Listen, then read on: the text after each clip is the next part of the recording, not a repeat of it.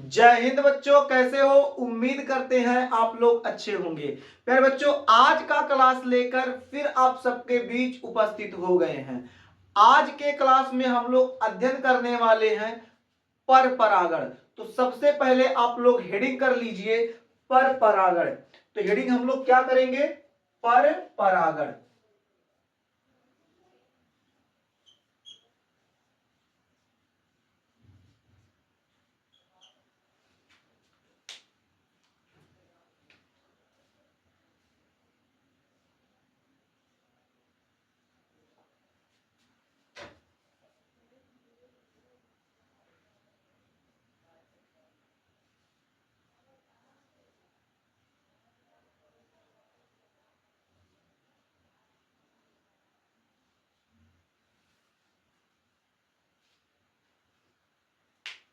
पर परागण।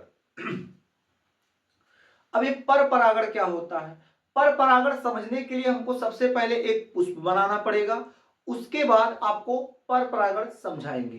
तो सबसे पहले हम लोग क्या करते हैं, एक पुष्प बनाते हैं, उसके उपरांत पर परागण समझने का प्रयास करते हैं। तो चलिए शुरू करते हैं।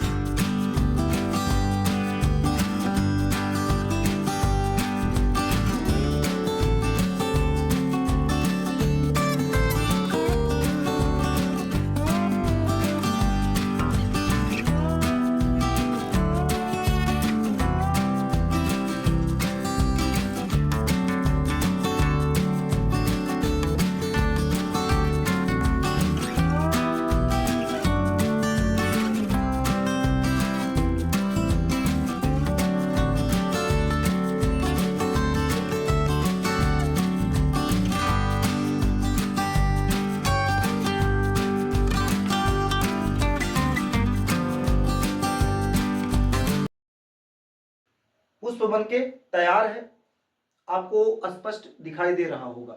आइए अब हम लोग क्या करते हैं, पर परागण को समझते हैं। अब बात करें अगर पर परागण की, तो पर परागण क्या होता है इसे हम लोग अब समझते हैं। तो पर परागण क्या होता है, किसी एक पादप में हम लोग देखेंगे, कोई एक पादप है, उस पादप में किसी एक पुष्प को पकड़ेंगे। अब एक जो पुष्प है, उस पुष्प में देखेंगे पराग कोश है। ये जो नीले रंग से बना हुआ है वो क्या है? पराग कोश है। अब इस पराग कोश में पराग कण पाया जाएगा। अब ये जो पराग कण है, ये परागकण किसी अन्य पादप, उसी पादप में नहीं, किसी अन्य पादप के जब वर्तिकाग्र तक पहुंचेगा तो इसी क्रिया को हम लोग क्या कहेंगे? पर परागण कहेंगे। यानी कहने का मतलब क्या है, किसी पुष्प के पराग कोश से परागकण किसी अन्य पादप के पुष्प के वर्तिकाग्र तक पहुंचने की क्रिया पर परागण कहलाता है। यानी कोई एक पुष्प है, उस पुष्प में पराग कोश है, उस पराग कोश में परागकण है। ये जो परागकण है किसी अन्य पादप के पुष्प के वर्तिकाग्र तक पहुंचने की जो क्रिया होती है, यानी इस पादप के पराग कोश से परागकण इस पादप के जो पुष्प लगा हुआ है, इस पुष्प के वर्तिकाग्र तक पहुंचने की जो क्रिया होगी, इसी क्रिया को हम लोग क्या कहेंगे बालक? इसी क्रिया को हम लोग पर परागण कहेंगे। क्या कहेंगे? इसी क्रिया को हम लोग पर परागण बोलेंगे। समझ गए? तो आइए इसको लिख लेते हैं।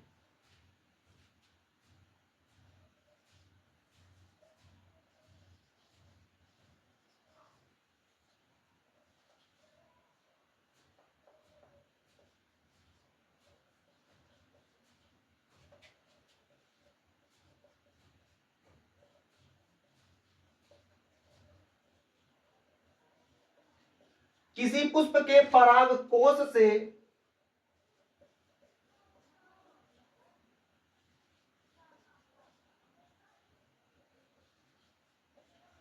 पराग कणों का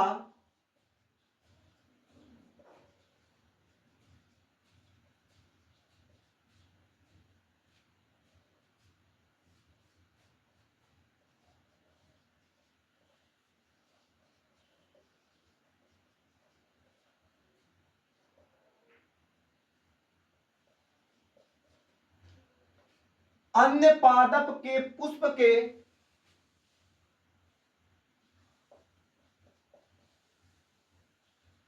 वर्तिकाग्र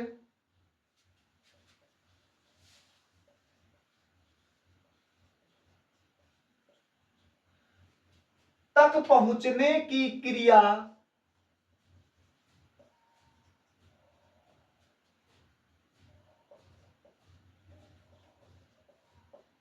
पहुंचने की क्रिया पर परागण कहलाता है।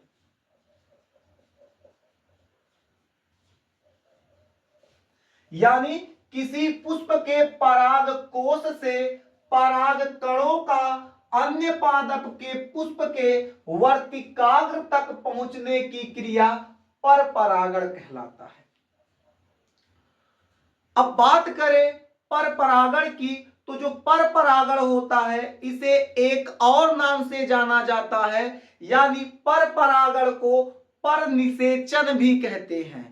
और जो पर परागण क्रिया होती है, यानी जो पर परागण है, ये एक लिंगी और उभय लिंगी दोनों प्रकार के पुष्पों में संभव है। यानी मेरे देश के नौजवान, कहने का मतलब क्या है, जो पर परागण होता है वो एक लिंगी पुष्प और उभय लिंगी या फिर द्विलिंगी कह लीजिए, दोनों पुष्पों में संभव है। लेकिन आपको इससे पहले वाले क्लास में बताए थे, जब आपको स्वपरागण पढ़ा रहे थे, स्वपरागण की क्रिया केवल द्विलिंगी में संभव होती है, एक लिंगी में नहीं। तो हम लोग अभी क्या पढ़ रहे हैं, पर परागण। यानी पर परागण जो है मेरे देश के नौजवान, पर परागण एक लिंगी और उभय लिंगी पुष्पों में संभव है। तो आइए इन पॉइंटों को हम लोग नोट कर लेते हैं। तो क्या लिखेंगे हम लोग,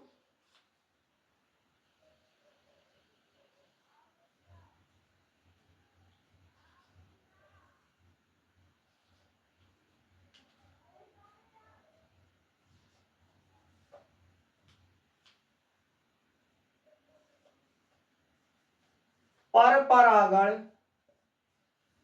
पर परागण को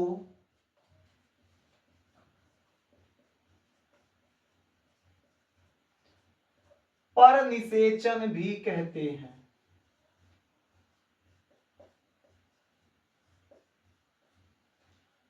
ठीक है, अगला पॉइंट क्या हो जाएगा, पर परागण, पर परागण की क्रिया, पर परागण की क्रिया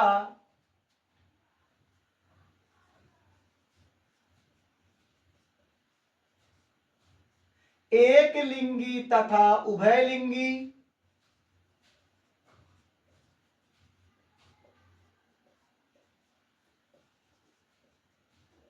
एक लिंगी तथा उभय लिंगी पुष्पों में संभव है।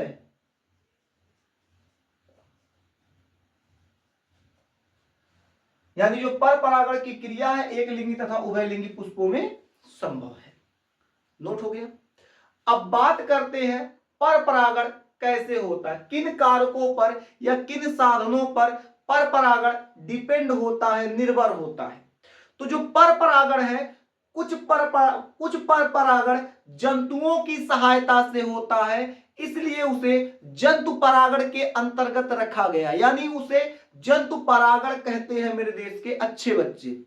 अगर बात करें इसके दूसरे साधन की, तो पर परागण की क्रिया में जंतु के साथ साथ कुछ परागण वायु द्वारा संपन्न होते हैं, यानी वायु की सहायता से होते हैं। तो जो वायु की सहायता से होगा उसे हम लोग वायु परागण कहते हैं, और परागण जो होता है जल की सहायता से भी होता है उसे हम लोग जल परागण कहते हैं। यानी जो पर परागण है अलग अलग साधनों कह लीजिए या फिर अलग अलग कारकों पर निर्भर करता है। तो सबसे पहले जो जंतु द्वारा परागण होता है उसको हम लोग समझते हैं। तो मुस्कुराते हुए मेरे देश के अच्छे बच्चे आप लोग हेडिंग करो जंतु परागण। हेडिंग क्या करोगे? जंतु परागण। मुस्कुराते हुए साथ साथ आप लोग हेडिंग कर लो जंतु परागण। हेडिंग क्या करेंगे? जंतु परागण। जंतु परागण।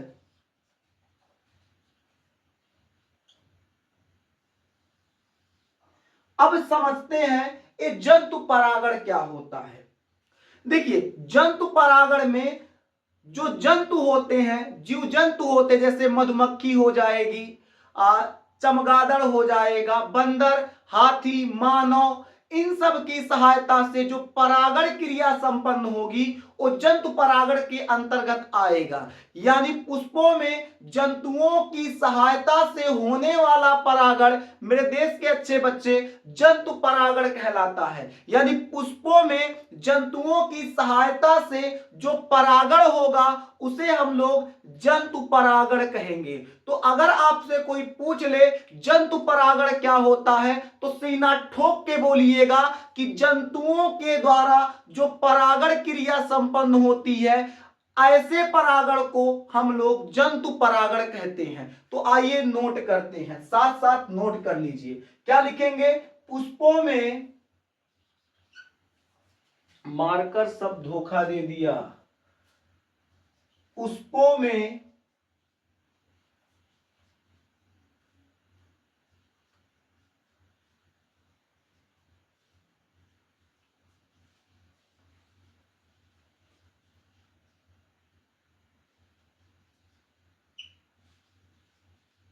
पुष्पों में जंतुओं की सहायता से होने वाला परागण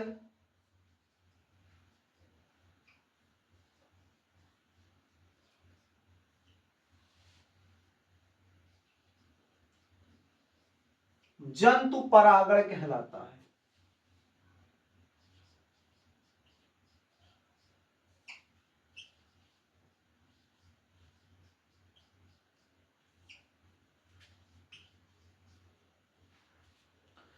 अब इसमें जंतु कौन से आएंगे? तो इनमें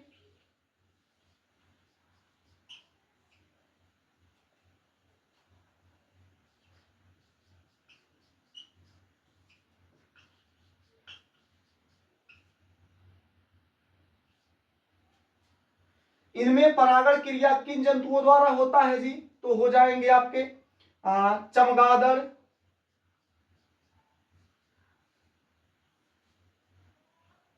तितली, मधुमक्खी,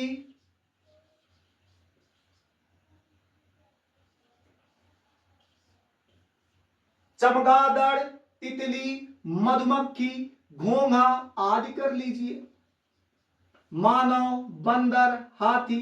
अरे कितना लिखोगे मेरे देश के नौजवान, बस आदि कर लेना, ठीक है। तो जो जंतुओं द्वारा परागण होता है उसे हम लोग क्या कहते हैं? जंतु परागण कहते हैं। यानी जंतुओं की सहायता से होने वाले परागण को जंतु परागण कहा जाता है। क्या कहा जाता है? जंतु परागण। अब कुछ जंतुओं के हम नाम बता देते हैं जो जंतु परागण करते हैं और कौन कौन से पादप में परागण करते हैं। तो अगर बात करें मधुमक्खी की, अगर बात करें मधुमक्खी की, तो मधुमक्खी मेरे देश के अच्छे बच्चे आर्किड को परागित करती है। यानी जो जंतु परागण है उसमें पहला जंतु क्या हो जाएगा? मधुमक्खी। मधुमक्खी किसको परागित करेगी? किस पे परागण क्रिया संपन्न करेगी? तो आप लिख लीजिए आर्किड।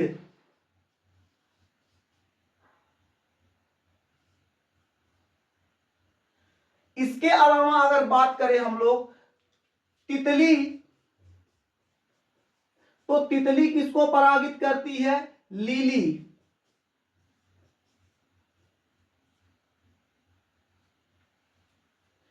और बात करें अगर घोंघा की, जो घोंघा होता है, घोंघा जानते हैं ना, आपके गांव के ताल में पाया जाएगा घोंघा। वह माटी खा खा के जो जीवित रहता है, पनिया में रेंगता रहता है, उसी को तो घोंघा कहते हैं। तो घोंघा जो होता है किसे परागित करेगा? जिमीकंद। इसके अलावा चमगादड़ का भी लिख लीजिए। तो मार्कर बोल चुका है, इसको हटा देते, इसका कैप लगा देते हैं वरना ये सूख जाएगा। तो लिख लेते हैं क्या? चमगादड़। चमगादड़, चमगादड़। चमगादड़ किसको परागित करेगा? चमगादड़ किसको परागित करेगा? किसको करेगा? किसको करेगा? कचनार को। कचनार, एकदम सही है, कचनार। यानी मधुमक्खी का हो जाएगा आर्किड, यानी मधुमक्खी आर्किड को क्या करेगी? परागित करेगी। इसके अलावा तितली, लीली, घोंघा, जिमीकंद और चमगादड़ कचनार। ठीक है, ये आपका हो जाएगा किसमें? जंतु परागण में। ठीक है, अब आप लोग मुस्कुराते हुए हेडिंग कर लीजिएगा। आप लोग मुस्कुराते हुए हेडिंग कर लीजिए। जंतु परागण के बाद वायु परागण। हेडिंग क्या करेंगे? वायु परागण। अब आपको तो समझ में आ गया होगा अब वायु परागण में हम लोग क्या बात करने वाले हैं। बिल्कुल सही सोच रहे हो मेरे देश के नौजवान, एकदम सही सोच रहे हो। यानी ऐसा परागण जो वायु के द्वारा संपन्न होता है, यानी वे परागण जो वायु के सहायता से संपन्न होंगे उसे हम लोग क्या कहेंगे? वायु परागण के अंतर्गत रखेंगे। वायु परागण में परागण क्रिया कौन संपन्न कराएगा? तो वायु परागण क्रिया संपन्न कराएगा। वायु कह लो, पवन कह लो, हवा कह लो। ठीक है, तो ये जो होता है वायु जो होता है, यही जब परागण क्रिया संपन्न कराएगा तो इसको हम लोग वायु परागण के अंतर्गत रखेंगे, अर्थात मेरे देश के अच्छे बच्चे वायु परागण कहेंगे। तो आइए इसको नोट कर लेते हैं। क्या नोट करेंगे? तो लिखेंगे हम लोग पुष्पों में। आज मार्कर का विचार नहीं है कि चल जाए, एक भी मार्कर, जितना मार्कर है एक भी मार्कर चलने का नाम नहीं ले रहा है। यानी मार्कर छुट्टी पे चला गया, कह रहा मार्क साहब आज ना पढ़ाइए। लेकिन मेरे देश के नौजवान छोड़ूंगा नहीं, एकदम बिल्कुल पढ़ा के छोड़ूंगा। एक एक टॉपिक को क्लियर करेंगे। ठीक है, एक भी टॉपिक नहीं छोड़ा जाएगा। हर एक टॉपिक को बारीकी से देखा जाएगा, अच्छे से समझा जाएगा, क्योंकि एग्जाम में पूरा तूफान मचाना है। क्योंकि आप सुरेंद्र सर के पास पढ़ रहे हो, फ्लावर नहीं मास्टर है, मैं पिछली क्लास में बता चुका हूं। आइए देखते हैं। पुष्पों में वायु की सहायता, पुष्पों में वायु की सहायता से होने वाला परागण, पुष्पों में वायु की सहायता से होने वाला परागण क्या कहलाता है? वायु परागण कहलाता है।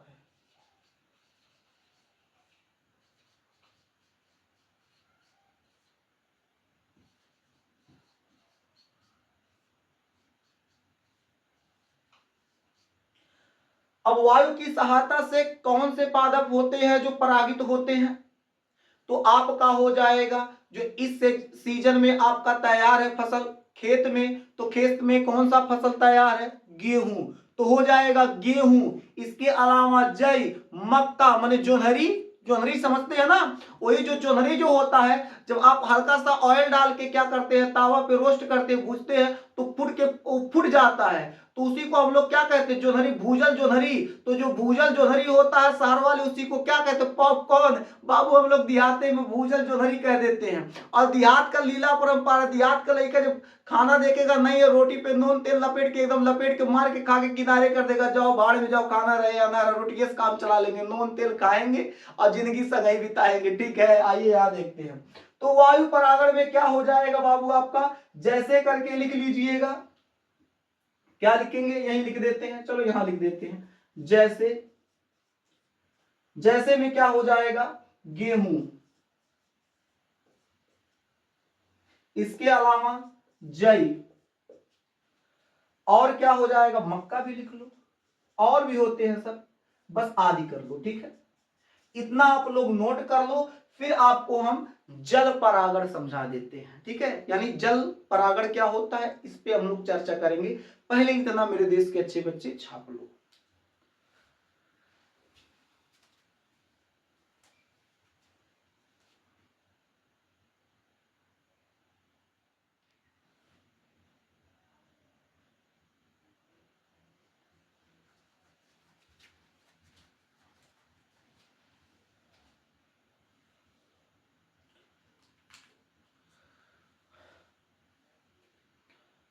चलिए अब समझते हैं हम लोग जल परागण क्या होता है। तो हेडिंग करो आप लोग, जल परागण।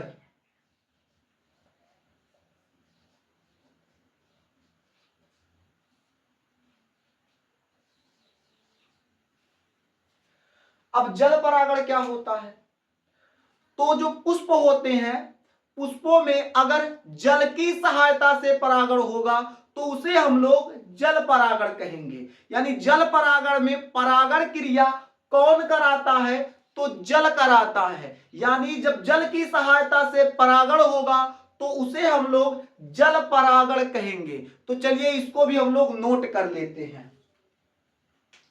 पुष्पों में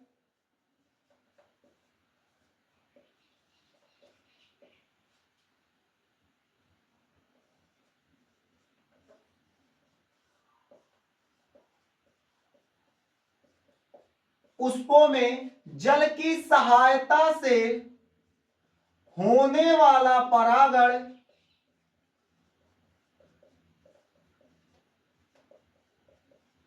पुष्पों में जल की सहायता से होने वाला परागण जल परागण कहलाता है। जल परागण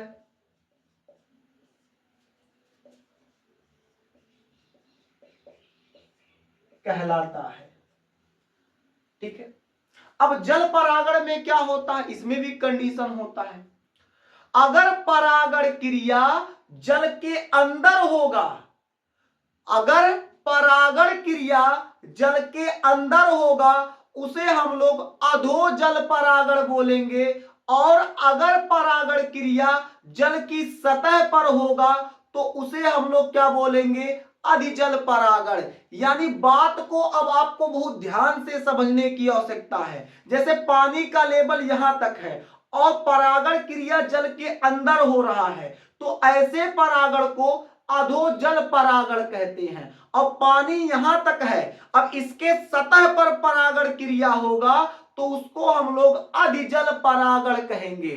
तो अधोजल परागण जल के अंदर होता है, अधिजल परागण जल के सतह पर होता है। लहर मार रहा है जब सतह, वही ऊपरा होगा। ठीक है, तो अधिजल परागण अधोजल परागण थोड़ा सा आप अच्छे से समझ लीजिएगा। तो आप सबसे पहले जल परागण में एक पॉइंट लगाएंगे, पॉइंट लगा के क्या लिखेंगे, तो पॉइंट लगा के मेरे देश के अच्छे बच्चे क्या लिखेंगे, आप लोग लिखेंगे परागण की वह क्रिया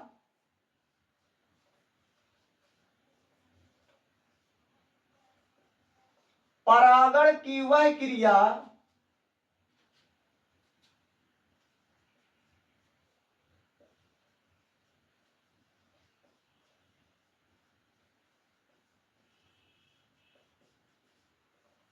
जो जल के अंदर होती है उसे हम लोग क्या कहते हैं, जो जल के अंदर होती है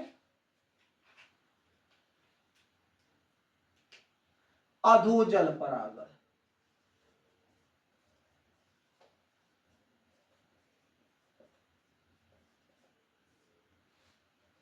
और परागण की वह क्रिया, सेम पॉइंट नोट कीजिएगा, परागण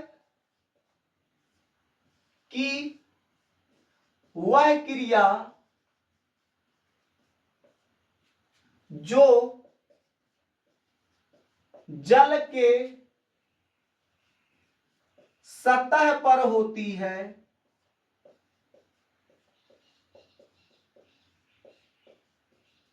उसे हम लोग क्या कहेंगे, यहां नीचे लिख दें, जो जल की सतह पर होगा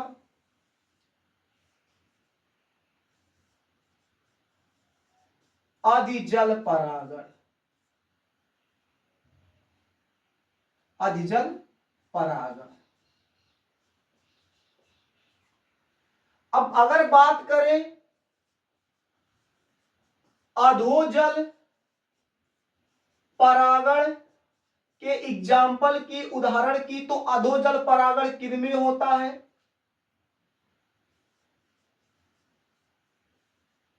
समुद्री घास और किसमें, जोस्टेरा आदि कर लो। अगर हम लोग बात करें अधिजल परागण के एग्जाम्पल की,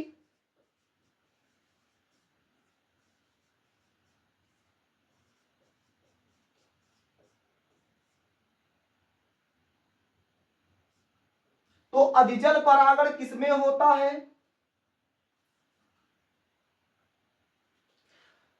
अधिजल परागण किसमें होगा, वैले सनेरिया। किसमें होगा, वैले सनेरिया और हाइड्रीला आदि कर लो। यानी मेरे देश के अच्छे बच्चे, कहने का मतलब क्या है, जब परागण क्रिया जल के अंदर होगा तो उसे हम लोग अधोजल परागण कहते हैं। और अधोजल परागण का उदाहरण क्या है, अधोजल परागण किनमें होता है, तो समुद्री घास और जोस्टेरा में होता है। इसके अलावा जब परागण क्रिया जल की सतह पर होगा तो उसे हम लोग क्या कहेंगे, अधिजल परागण कहेंगे। अधिजल परागण किसमें होगा, तो अधिजल परागण वैलेसनेरिया में होगा, इसके अलावा हाइड्रीला में होगा। बात समझ में आ गया, समझ में आ गया तो इसको मुस्कुरा के हेडिंग करो। अब हम लोग पढ़ेंगे पर परागण से लाभ और पर परागण से हानियां। सबसे पहले इतना नोट कर लो, क्योंकि अगर हम लाभ यहां पढ़ाएं तो जगह कम पड़ जाएगा। इतना नोट कर लीजिए, उसके उपरांत आपको लाभ और हानि पढ़ा दिया जाएगा। पहले इतना नोट करो।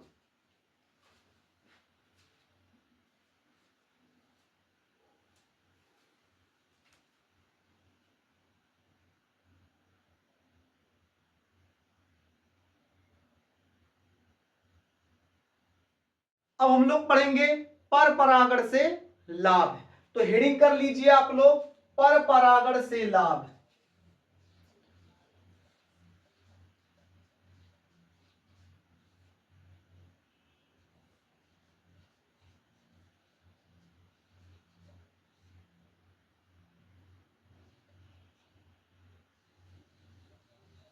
अगर हम लोग बात करें पर परागण से लाभ की, तो पर परागण से लाभ क्या है इसको हम लोग समझते हैं। तो पर परागण से अगर बात करें लाभ की, तो सबसे पहला पॉइंट हो जाएगा, सबसे इंपॉर्टेंट पॉइंट हो जाएगा, पर परागण द्वारा जो फल उत्पन्न होते हैं वो जो फल होते हैं अत्यधिक स्वादिष्ट होते हैं। यानी पर परागण द्वारा जो फल निर्माण होगा, जो फल बनेगा, वो अधिक स्वादिष्ट होगा और बड़ा भी होगा। तो इस बात को याद रखिएगा, जो पर परागण की सहायता से फल निर्माण होता है वो स्वादिष्ट होता है और बड़ा होता है। तो इसको आप लोग नोट कर लीजिए, ठीक है। तो यहां हम लोग शुरू करें।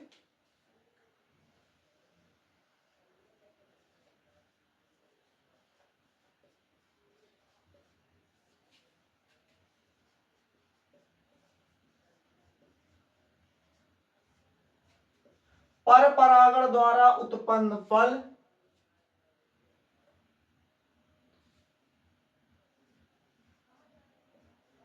स्वादिष्ट और बड़े होते हैं।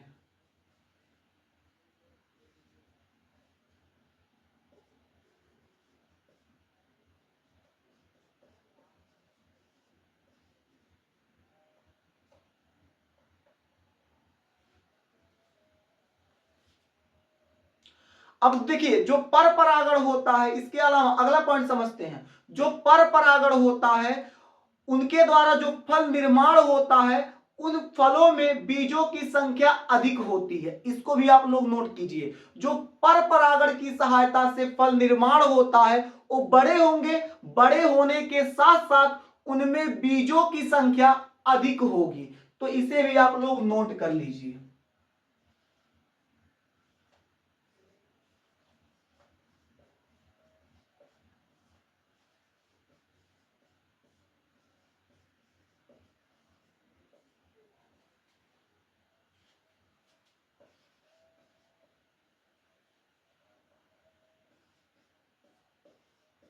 पर परागण द्वारा उत्पन्न फल में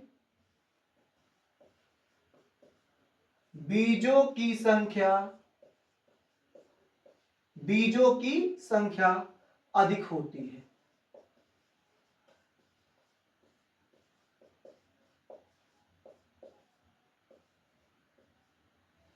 इसके अलावा जो पर परागण होता है, जो बीज होंगे संख्या अधिक होगी और जो बीज होंगे उनका साइज भी बड़ा होगा, यानी बीज बड़े होंगे।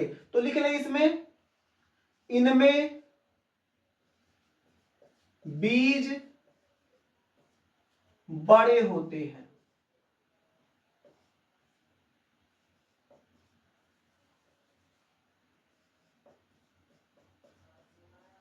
इसके अलावा इनमें जीवन संघर्ष की भी अपार क्षमता होती है। जीवन लिख दे ऐसे, इनमें जीवन संघर्ष की अपार क्षमता होती है।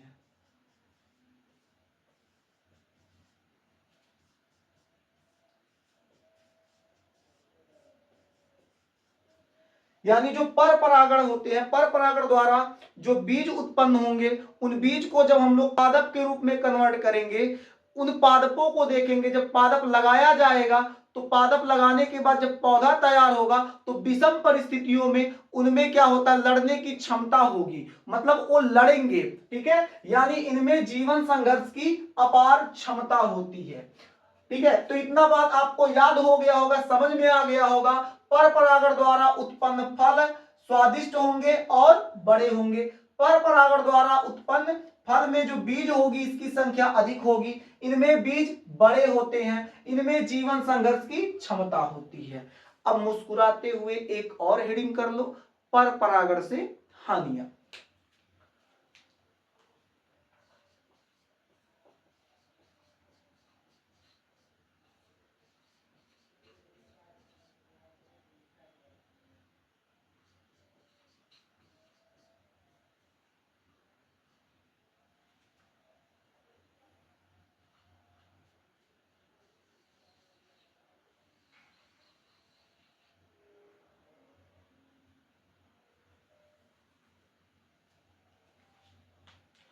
अब देखिए जो पर परागण होते हैं, पर परागण के लिए पुष्पों को बाह्य कारकों या फिर बाह्य साधनों पर निर्भर रहना पड़ता है। अब कहेंगे बाह्य साधन क्या है, तो बाह्य साधन का मतलब कीट पर, वायु पर और इसके अलावा जल पर। भाई जो जल के द्वारा परागण होगा तो उसको जल पे रुकना पड़ेगा, जब तक उसको जल नहीं मिलेगा परागण क्रिया नहीं होगी। जो जंतु परागण की सहायता से होने वाला है, जब तक जंतु परागण नहीं करेगा तब तक उसका परागण क्रिया नहीं होगी। और जो वायु वाला, जो वायु की सहायता से परागण होते हैं, जब तक पुरुआ पछुआ नहीं झकोर मारेगा, यानी पुरुआ पछुआ नहीं चलेगा, तब तक परागण क्रिया नहीं होगी। यानी इन्हें बाह्य साधनों पर निर्भर रहना पड़ता है। तो इस पॉइंट को आप लोग लिख लो, इसकी पहली हानि हो जाएगी। तो पहली हानि इसकी क्या हो जाएगी,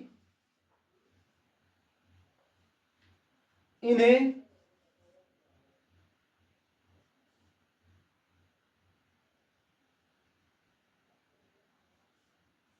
इन्हें बाह्य साधनों पर निर्भर रहना पड़ता है। इसके अलावा पर परागण में एक पुष्प को दूसरे पुष्प पर भी निर्भर रहना पड़ता है। साधन की आवश्यकता तो पड़ेगी, लेकिन उसके अलावा जब एक पुष्प का परागकण दूसरे पुष्प में आएगा, एक पुष्प का परागकण दूसरे पुष्प में आएगा, तभी तो परागण क्रिया संपन्न होगी। तो बेचारा जैसे इसमें परागण कराना है, इसका परागकण है, इसका वर्तिकाग्र है, तो इसका वर्तिकाग्र बैठ के इंतजार करेगा, देर ना हो जाए, कहीं देर ना हो जाए, कब आओगे, परागकण को बुलाएगा। तो जब ये परागकण आएगा तभी तो परागण क्रिया संपन्न होगी। तो इसमें क्या लिख लेंगे, पॉइंट लगाएंगे हम लोग, हानि में एक पुष्प को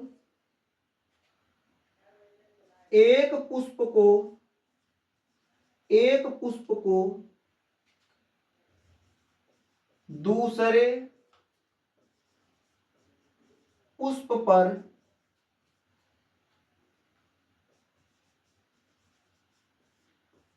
निर्भर रहना पड़ता है।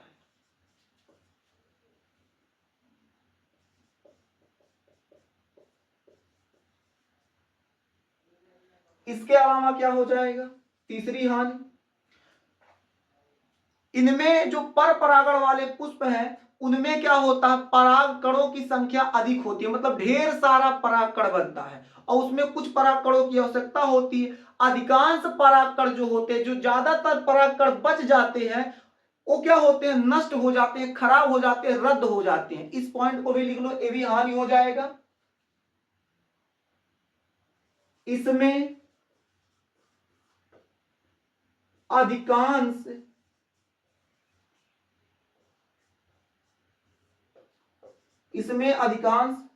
परागकण नष्ट हो जाते हैं।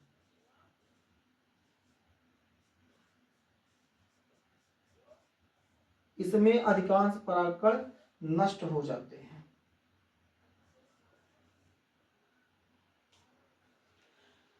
अब लास्ट हानि क्या होगा, पर परागण द्वारा उत्पन्न बीज संकर होते हैं। नोट कर लें, पर परागण द्वारा उत्पन्न बीज संकर होते हैं।